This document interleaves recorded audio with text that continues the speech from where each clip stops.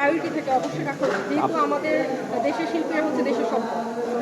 আমরা কেন হচ্ছে আমাদের সম্পদ আমাদের মধ্যেই থাকে, সেই জিনিসটা তো আসলে রিয়ালাইজেশন করতে হবে।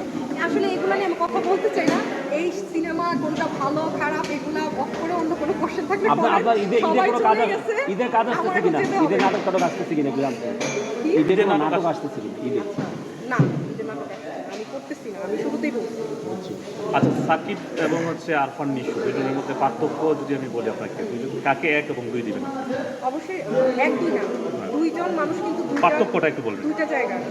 একটা হচ্ছে শুরু থেকে বড় পর্দা, সাকিব ভাই ইজ হিরো। হ্যাঁ, সে কিন্তু হিরো হয়েই তার মানে উত্থান হয়েছে, সে হিরো হিসেবে এসেছে। আর সে কিন্তু শুরু থেকেই বড় পর্দা রাখছে, সে কমার্শিয়ালি হিরো। আর আফরান নিশো ভাইয়ের যেটা, সে ইজ গুড অ্যাক্টর, আমার ভালো লাগে, বাট তার প্ল্যাটফর্ম কিন্তু আলাদা, ছোটো পর্দা। তার কিন্তু ছোটো পর্দা থেকে আবির্ভাব হয়েছে। অ্যান্ড সাকিব ভাইয়ের কোয়ালিটি আর তার কোয়ালিটি একটা, যদি হিরোরিজম জিনিসটা থাকে সেটা সাকিব ভাইয়ের মধ্যে।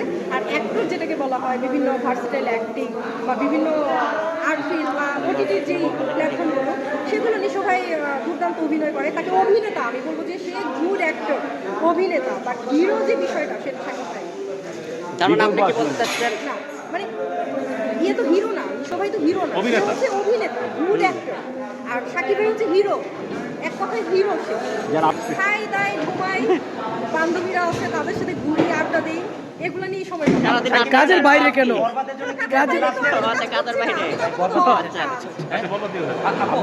সাকিব খানের ভক্তদের জন্য, বরবাদের জন্য কি বার্তা থাকবে আপনার পক্ষ থেকে? বরবাদ দেখে সবাই বরবাদ হয়ে যাও, এতটুকুই বার্তা আমার। আমিও সাথে জানি বরবাদ হতে পারি। দেখবেন আপু? আছে সাকিব খানের কোন অংশ ট্রেলারটা দেখেছেন? হিট খাবো কি, আর হিট খাওয়ার এটা তো সাকিব ভাইয়ের তো শুরু থেকে এক একটা টিজার, এক একটা ট্রেলার, সবই হিট খাওয়া। এটা শখ খাওয়ার মতো কিছু নাই, ভালো লাগছে সবকিছু ওভারঅল। মানে আমার যেটা মানে আমার মনে হচ্ছে যে ভালো হবে, বরবাদ বরবাদ করে দিবে সবাই।